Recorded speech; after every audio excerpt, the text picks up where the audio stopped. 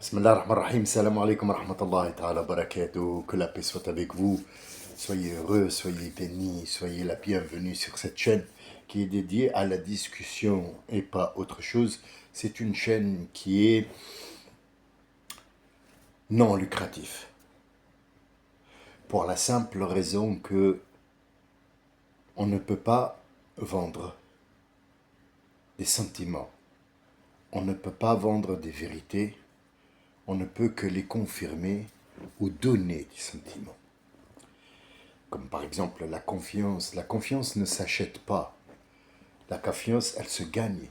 Mais une fois qu'on la perd, elle ne revient plus. Fini. Plus de confiance. Aujourd'hui, ou bien ce soir, ou maintenant, je ne sais pas à quel moment vous allez visionner cet enregistrement. Peut-être que l'un de vos enfants ou l'un des arrière-enfants de mes enfants à moi l'écoutera. Il y a deux choses dans ce moment que l'on vit en 2025 qui méritent un arrêt sur image. La vie, elle va à une vitesse incroyable, le changement va à une vitesse incroyable, mais pas dans le bon sens. Nous avons la première image où on doit absolument faire pause et la regarder. Ne soyons pas inconscients. Quelle est la différence? Ou bien, peut-être pas quelle est la différence, parce que la différence, elle va être claire, nette et très précise. Mais quelle est la conclusion qu'on tire de 4 personnes qui vivent sur la Terre? Une personne qui est à la tête du monde et qui est en train de la voler. Qui lui a donné ce pouvoir? Qui a donné le pouvoir à ce monsieur qui s'appelle Trump? Disons les choses comme elles sont, il s'appelle Trump. Et attention, un éléphant, ça trimpe énormément. Faites très attention. L'arrêt sur image qu'a fait ce monsieur, il a joué avec les nerfs de beaucoup d'États, même pas de peuple, parce que le peuple, il ne sait pas ce qu'il y a. Le peuple, il tremble comme ça. Le peuple, il ne sait pas où il va. Il ne sait pas qu'est-ce qui se passe. Mais il a fait trembler tout le monde. Il a fait chuter toutes les bourses. Pour faire quoi? Quel était le but? Le but, il est très simple. C'est pour acheter des actions. Ça veut dire que c'est lui qui a la clé de la bourse. Il l'a fait tomber à un niveau pas possible. Il a acheté des actions et le lendemain, il l'a remonté. Donc les actions, ses actions à lui, à sa famille, à sa petite fille, à son fils, à son copain, à son ami, à sa famille, est remonté. Ils sont devenus riches et le lendemain, il va redescendre pour acheter encore des actions. Donc il est en train de voler le monde. La question qui se pose sur cet arrêt d'image, qu'est-ce qu'il va faire avec cet argent-là? Parce qu'il ne le donne pas à l'Amérique. C'est ses propres actions qu'il a achetées. Lui, est-ce qu'il est sûr de vivre? Est-ce qu'il est sûr que cet argent, même si lui, il sait très bien qu'il va mourir, est-ce que cet argent qui va être légué à ses enfants va leur faire du bien? Est-ce qu'il en est sûr? Ça, c'est la première image. Ça, c'est un voleur mondial à qui, comme il a dit lui, on lui lèche son ice, pour ne pas être grossier et dire l'autre mot. Le monde lui lèche le ice et il est en train de les voler et personne ne peut intervenir. On est 12 milliards. 12 milliards. S'il y a 12 milliards de pierres, je dis bien une petite pierre, une caillasse, pas des missiles, non, des petites pierres. 12 milliards de pierres qui sont jetées sur cet homme-là. Je pense que lui et son pays coulent juste avec des pierres. mais personne ne fait rien. Tout le monde est au bord de la crise cardiaque. Ça, c'est le plus grand voleur. Est-ce qu'il a été jugé? Non. Il a effacé tous les jugements. Toutes les choses qui pèsent sur lui. Il les a enlevées lui-même. Enlève ça, enlève ça. Le pharaon des temps modernes. Passons à la personne suivante. Trac, arrêt sur image. Une personne qui a volé son peuple pendant 14 ans, elle a volé, elle a fait travailler, elle a déclaré sa famille, y compris sa sœur et son majordome et son truc et son chauffeur et le je sais pas quoi et la fille de sa sœur, et elle a fait rentrer ses filles à l'école et elle les a protégées avec des cartes de corps payées par l'Europe. Trouve injuste qu'elle a été jugée. C'est injuste. On ne doit pas me juger. On doit au contraire, encore une fois, m'élire pour que je puisse voler mieux. Parce que là, c'était juste un amuse-gueule. Elle a trouvé que le jugement, il était injuste. Oui, on l'a opprimé.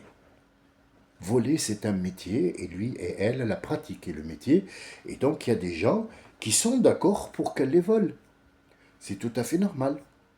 Pour eux, c'est tout à fait normal qu'elle soit légitime dans son vol. Qui a osé parler? Une juge seulement. Donc, elle a été menacée de mort parce que elle a commis une injustice. Elle a condamné une voleuse. Donc, ça ne doit pas être. D'accord. Une autre arrêt sur image. Cet arrêt-là, c'est les policiers, les forces, je ne dis pas les forces de police parce que là ça englobe tout le monde, mais quelques cadres véreux qui sont là et qui vous donnent absolument rien du tout, sauf si ils sont payés. Ils protègent qui? Ces cadres véreux. Pas forcément la police, non. Non. Ce sont des fonctionnaires.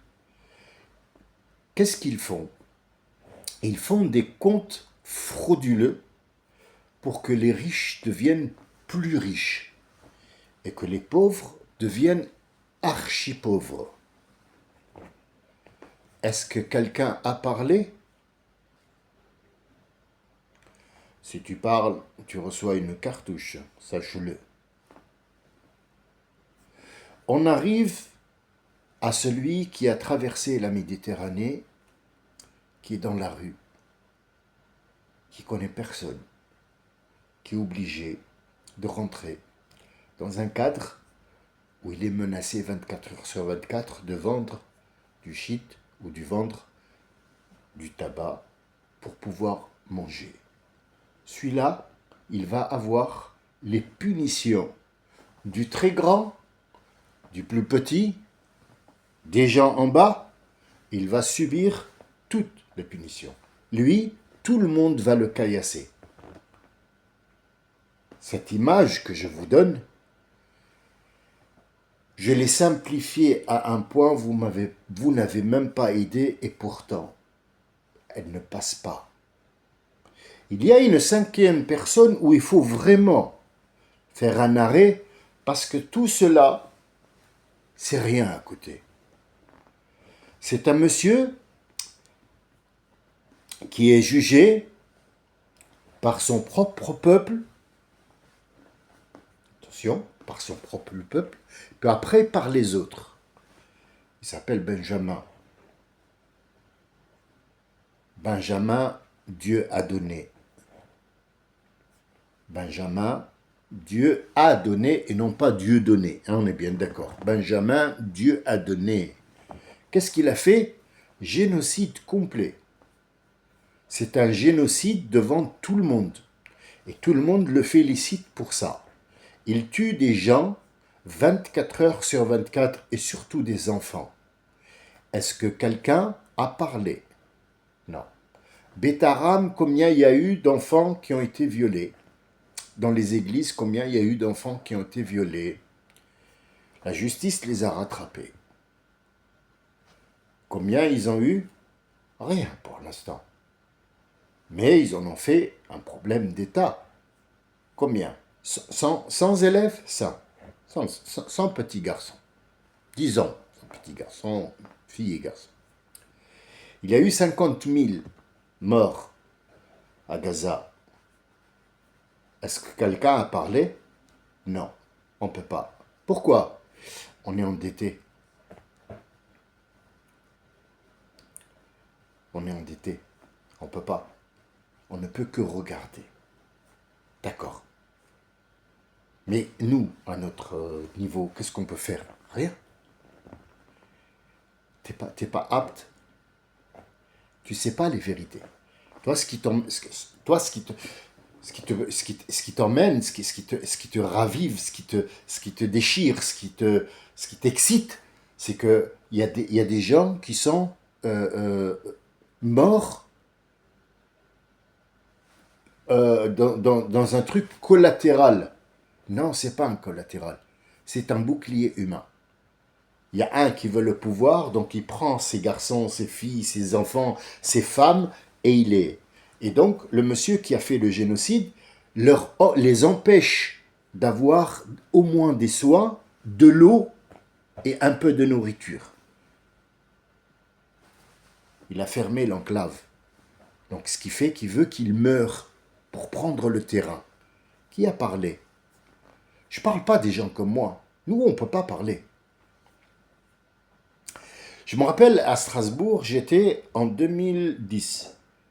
La guerre d'Irak avait éclaté, ça fait un bon moment, mais ce jour-là, Bush, qui ne croyait pas ni en Dieu ni en rien du tout, c'est une personne qui était athée, a commencé à croire en Jésus-Christ ce jour-là. Au nom de Jésus-Christ, nous allons attaquer l'Irak parce qu'elle a des armes de destruction massive et des ordres biologiques. Or, après 35 ans, nous n'avons plus jamais et nous n'avons jamais trouvé d'armes biologiques.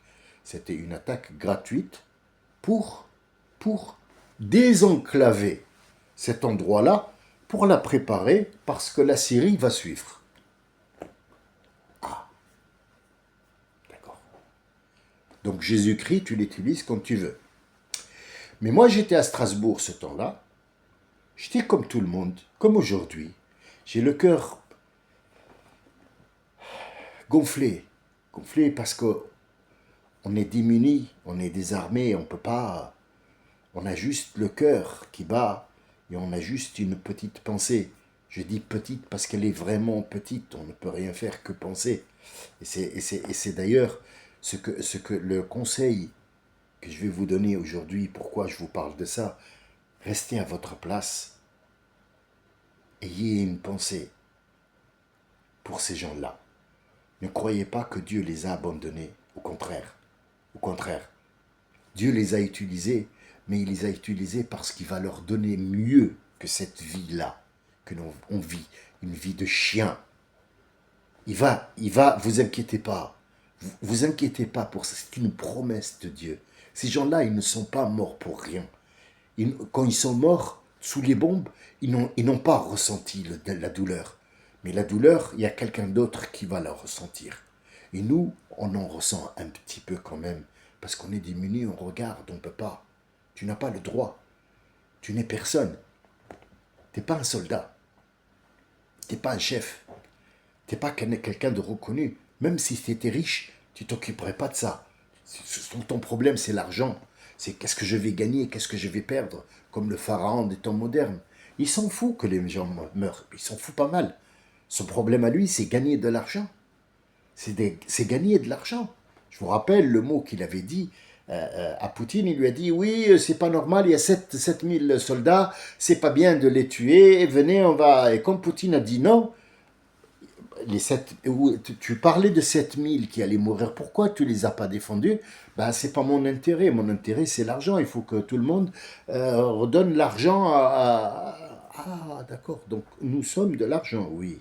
Voilà pourquoi je vous dis, nous sommes rien. Nous avons quoi, comme dit notre prophète? Celui qui voit quelque chose de tordu, quelque chose qui n'est pas reconnaissable par le mode de vie qui nous est imposé par Dieu, qu'il fait en sorte de le changer. Mais s'il ne peut pas le changer avec la main, il le change avec la langue. Et s'il ne peut pas le changer avec la langue, ça veut dire le discours, il le change avec le cœur. Et ça, c'est le plus faible. C'est le niveau le plus faible de sa croyance. Un monsieur s'est arrêté, je l'ai dit plusieurs fois, mais tant je la raconte, tant je la revis, et tant je vois que dans la misère, il y a des gens qui en profitent. Quelqu'un s'approche de moi, j'étais dans un fast-food, en train de discuter avec des gens concernant un travail que j'allais faire, une décoration. Je n'avais pas le cœur à faire ça parce que je regardais la télé. Vous savez, il y a toujours des télés. C'était l'époque où les télés, c'était à la mode. Ils sortaient maintenant partout. Mais à l'époque, c'était très très rare celui qui avait une télé. On suivait en direct les bombardements et on avait le cœur serré quelque part. On n'était pas bien. L'endroit s'appelait le Neudorf, Strasbourg. Il y en a un qui vient avec une gel là-bas. Il a dit « Bonjour, excusez-moi.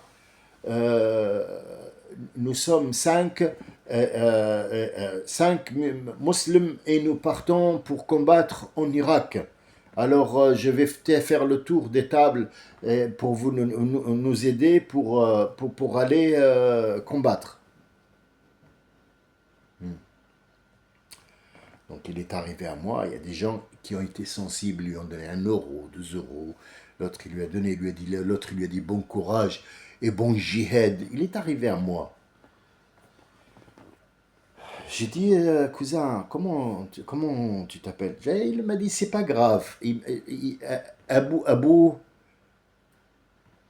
Abu Nizam, parce qu'ils tous ils s'appellent comme ça, ils donnent pas leur nom.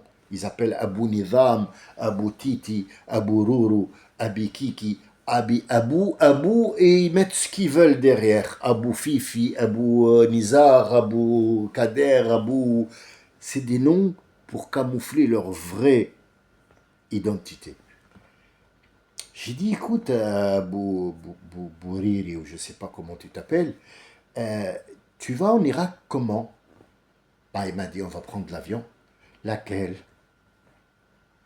L'avion de guerre? Parce qu'il n'y a pas d'aéroport là-bas, hein. C'est la guerre. Hein. Tous les aéroports sont réquisitionnés par les armées. Donc il y a des bombes partout. Tu vas où pour faire quoi? Ah, il m'a dit, je vais... Oui, mais tu m'as pas répondu. Tu vas comment? Bah, il m'a dit, en avion, je viens de te répondre. Quel avion? Quel avion? Il n'y a pas d'avion, frère. Arrête de te foutre de ma gueule. Quel avion? De quel avion tu parles? Il m'a dit, c'est pas grave, je vais voir. Mais attends qu'on discute. Viens, je vais te donner, t'inquiète pas. T'inquiète pas, je vais te donner un billet, moi. Mais là, maintenant, il faudrait, et c'est à l'époque, 98, il y avait les motos et là. On peut pas, tu peux pas. Je dis, on va à l'agence et je vais te prendre un billet d'avion. Il m'a dit, non, mais donne-moi, moi je sais où aller. Mais c'est pas grave, je vais avec toi où tu sais où aller et moi je te paye le billet d'avion. Viens, on va y aller. Il n'y a pas de souci. Il m'a dit, non, mais c'est pas grave, je vais me débrouiller. Donc j'ai dit, tu mens. Il m'a dit, non, je mens pas. Bon, j'ai dit, d'accord, il n'y a pas de souci. Moi, je veux aller avec toi. Moi, j'ai l'argent, j'ai tout. Je veux aller avec toi. Il m'a dit, non, moi, je ne vais pas, moi. C'est pas ce que tu as dit, là. Tu as dit que vous étiez 5 et que vous alliez tel et tel. Il m'a dit, non, mais nous, moi je rassemble pour les 5. Ah, j'ai pas entendu ça. J'ai pas entendu ça. Donc, toi, tu n'y vas pas. Il m'a dit, non, moi, je travaille ici, il faut que je leur rassemble toujours je les ravitaille. Tu les ravitailles, d'accord. Et toi, tu es avec qui? Tu es avec l'Amérique ou tu es avec l'armée de Saddam? Il m'a dit, moi, je suis avec l'islam. Mais tu m'as pas répondu. Tu m'as pas répondu. Donc, je te répète, il y a l'Irak qui est en guerre avec l'Amérique. Il n'y a pas d'islam là-dedans. D'accord? Il y a un agresseur qui s'appelle l'Amérique qui va agresser l'Irak comme étant pays et leur dirigeant Saddam Hussein. Il n'y a pas d'islam là-dedans. Cherche pas midi à 14 heures, il n'y en a pas. Dis-moi, tu vas combattre avec les Irakiens ou alors les trucs. Ah, il m'a dit, c'est avec les Irakiens. D'accord, j'ai dit, toi, tu es Irakien? Il m'a dit, non, moi, je suis Marocain. Oh putain, je vais le tuer. Donc, cette histoire remonte à maintenant 2010, on est en 2025. Donc, il y a 15 ans de ça. C'est pas, c'est pas très loin. Là, la chose se refait maintenant. Tu vas où? Vous savez quelles sont les cibles? Les cibles, c'est le jeune qui porte la foi pour la première fois. Ils sont emportés par cette vague qu'ils ne comprennent pas et ils sont vite recrutés pour aller faire des misères. Au nom, à notre nom à nous. À notre nom. Tu vas où? Tu combats avec qui? Qui a raison? Et qui est fautif? Qui a raison? Qui est fautif? Pourquoi il y a des gens qui sont au milieu et qui sont pris comme otages et boucliers? Pourquoi on prend des gens civils de là-bas et on bombarde des gens civils de là quand les deux sont armés? Pourquoi vous n'allez pas sur un terrain neutre et vous vous bombardez et celui qui gagne, eh ben il gagne? Non, non, non, il faut nous tuer nous. Et alors le gars, il vient et il veut absolument recruter des nouvelles recrues. Pour faire quoi? Pour foutre la merde. Il n'y en a pas assez de la merde? Non, non, non, encore. Encore. Et ça, ce sont les signes. Ce sont les signes. Je voulais vous rassurer. Laissez faire. Vous ne pouvez rien faire. Donc laissez l'affaire aux mains.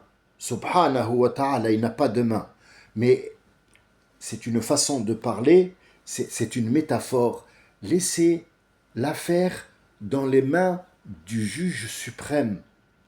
Lui, c'est.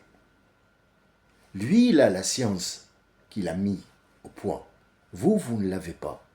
N'essayez pas de vous mettre dans une enclave où il n'y a pas de sortie.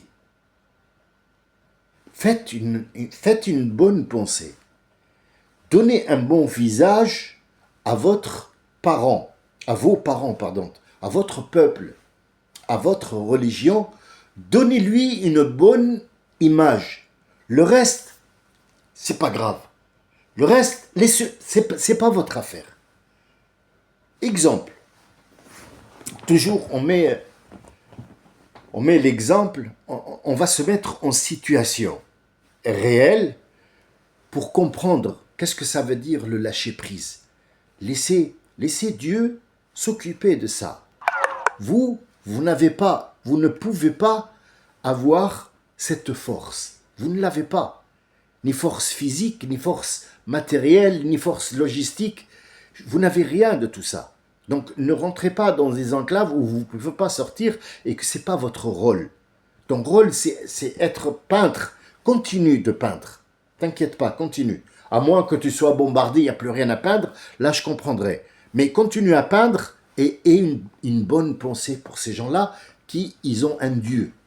Ils ont un Dieu, vous inquiétez pas. Vous inquiétez pas. Dieu a pris dans les mains. Et vous inquiétez pas.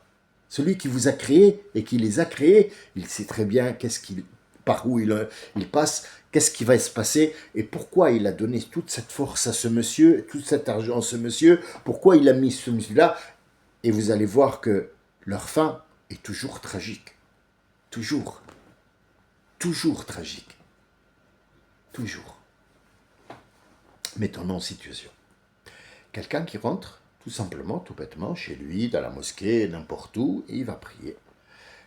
Son problème, c'est quoi? Son problème, c'est que on va choisir un problème tout simple, tout bête. Il n'y a pas de problème bête, mais tout qui n'a pas son importance. C'est gênant, mais voilà. Le gars, il travaille loin et il en a marre des transports. Ça lui prend 3 heures, 4 heures. Donc, effectivement, ça fait que sa vie, elle devient un petit peu difficile. Donc, il va demander à Dieu de l'aider à avoir un véhicule pour être transporté. Alors déjà, le mot Dieu m'aide, ça veut dire que Dieu est dans un bureau, il nous a créé, il nous a laissé, puis moi j'ai eu besoin d'aide un jour, parce que moi je suis libre de faire un électron libre, je fais ce que je veux, il n'y a pas de Dieu, mais quand j'ai besoin, alors je vais toquer sur la porte, bonjour Dieu, c'est moi, j'ai besoin d'aide là-bas. D'accord, vas-y, j'arrive. C'est ça l'idée en fait, hein, d'accord. Donc cette idée-là, il faut l'enlever que Dieu va m'aider. Non, Dieu, il t'a mis tout en place. Mais tu vas dire, tu vas demander à Dieu de te montrer les choses que tu n'as pas vues pour pouvoir, dans cette vie ou dans ce monde, dans cette heure-ci, avoir un moyen de transport. L'affaire, elle est simple. Tu as besoin d'un moyen de transport, tu as tous les éléments devant toi, sauf que tu n'as pas vu. Donc il y a des portes qui vont s'ouvrir et Dieu va faire en sorte que tu vois mieux les endroits où il t'a mis ce que tu as besoin. Ton besoin, il est là, il te l'a mis puisque c'est lui qui t'a créé. Il sait très bien qu'à ce moment-là, tu vas venir lui dire, Ya Rabbi, j'ai besoin de tel et tel. Il te dit, ton besoin, je te l'ai mis quelque part. Pas peut-être comme ça, mais tu vas t'en percevoir. C'est une réalité. Il faut regarder les choses comme ça. Pas dire, je vais demander de Dieu, de l'aide à Dieu. Où il habite Dieu? Dans quel truc là? Il est dans quelque part? Il a un bureau? Je sais pas, c'est un centre d'affaires? Faut arrêter les conneries. Les conneries, il faut les arrêter. Il faut réfléchir à ce qu'on pense, à ce qu'on dit. Donc, comment tu t'appelles, toi, en arabe? Muftar. Ah, qu'est-ce que c'est Muftar? Si on traduit le mot Muftar en français, ça veut dire quelqu'un qui est dans le besoin. Muftar. On peut te forcer à boire de l'alcool. Ça t'appelle comment? Muftar. Tu es dans le besoin que quelqu'un vienne t'aider parce que les gens ils sont plus forts que toi et ils peuvent te battre et ils t'ont forcé à boire. Tu t'appelles Muftar. Tu es dans une impasse. Est-ce que quelqu'un qui a le frigo rempli demande à Dieu, Ya Rabbi, j'ai pas de quoi finir le mois? Mais qui t'a dit que tu vas vivre pour demain? Tu as de quoi manger pour une semaine. Tu n'es pas moftar. Non, toi tu demandes un plus. Mais lui, il demande, il moftar. Il a besoin d'un moyen de transport pour travailler, pour trouver que la vie soit plus simple pour lui. Alors il commence à prier. Ah, je suis fatigué de partir de machin. Même une Peugeot, même une Peugeot. Alors, il commence à mettre des conditions. D'accord? Alors, ça commence par là. Même une Peugeot. Et tout d'un coup, il est parti de ce visage-là. Il commence un petit peu à avoir les yeux qui s'ouvrent. Ouais, et pourquoi pas une 4x4? Et oui, et les mains qui étaient tendues, ils descendent et ils commencent à réfléchir. Ouais, je voudrais qu'elle soit rouge. Ouais, un peu grande parce que je rentre au bled quand même, je suis reporté. Mais si j'ai un frigo à rentrer, il faut des barres de machin. Donc qu'est-ce que je prendrais? Par exemple, Peugeot. Peugeot, ouais, c'est chaque année, je rentre au bled. Donc ouais, les Peugeot, ils sont fiables quand même. Ouais, un peu break, comme ça je mets les trucs dedans, en haut.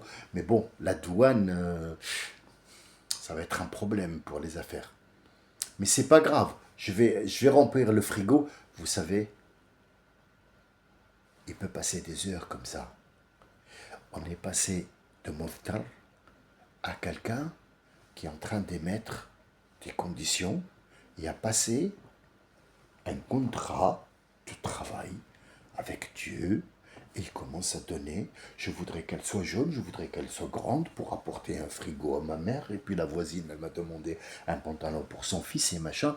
On est parti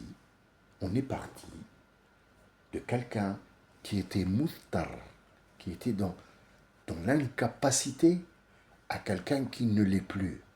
Donc la question que tu te poses ici, est-ce que tu es sincère avec toi, tu es sincère avec ta cause, ou est-ce que tu fais l'imbécile et l'idiot, ou alors tu es très rusé et malin et tu crois qu'en faisant des gestes comme ça, tu vas duper Dieu. C'est ça la question qu'il faut se poser. C'est là la question. C'est là le piège et c'est là l'enclave. C'est tout ce que j'avais à vous dire aujourd'hui. J'espère que le message est bien passé. Je sais que vous êtes des gens intelligents et que vous avez compris la gravité du musulman dans lequel, je répète toujours le mot, enclave, il est. Faites le tri dans vos idées. Faites le tri dans vos sentiments et soyez sincères avec vous. Ne montez pas, ne jouez pas avec Dieu et laissez à César ce qui est à César.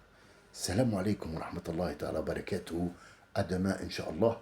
Wa salam à tout le monde. Salam, shalom, barakallahu fikum pour l'écoute et pour la compréhension.